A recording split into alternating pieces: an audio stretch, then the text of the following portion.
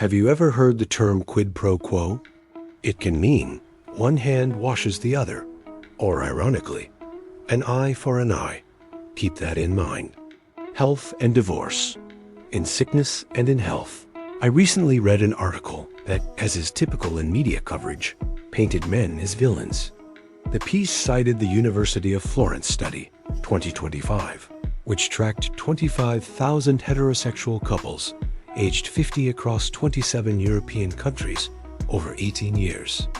The study found that when the wife was ill, divorce risk increased by 60%.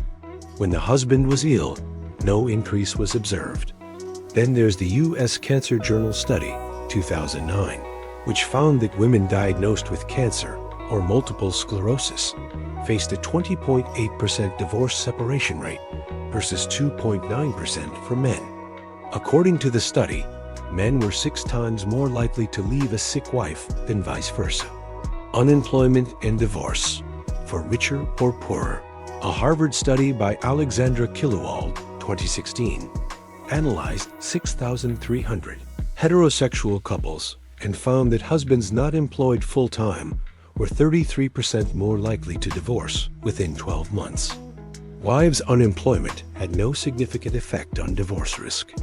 Now, I'll admit on the surface, that sounds terrible, but something about these numbers bothered me, so I kept digging. The missing context. Here's what these studies don't mention. Women file approximately 70% of all divorces.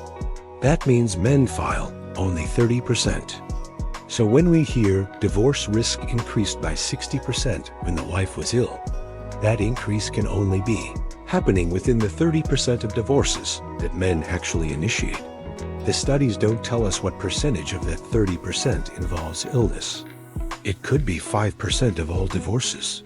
It could be 15%. We don't know, because they don't say. What we do know is that 70% of divorces, the vast majority, are filed by women. But there's no corresponding analysis of what's happening in the husband's life during those divorces. Which brings me back to the other half of the marriage vows. When a husband isn't employed full-time, divorce risk increases by 33%. And given that women file 70% of divorces, we can reasonably infer who's initiating most of those separations when he's struggling financially. The double standard. So here's my question. Why do we frame one as abandonment and the other as just divorce statistics? Both involve leaving when times get hard. Both break the same vows, in sickness and in health, for richer or poorer. The studies measuring women's illness carefully track divorce rates and present them as moral failures.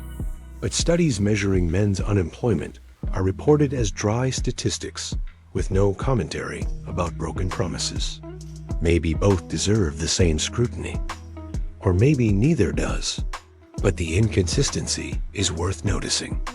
On a side note, my AI tool did something interesting.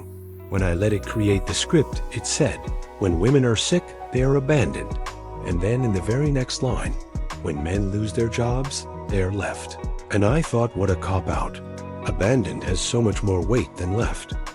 Men abandon, women leave. Let that sink in. Think about how it sounds. Let it linger.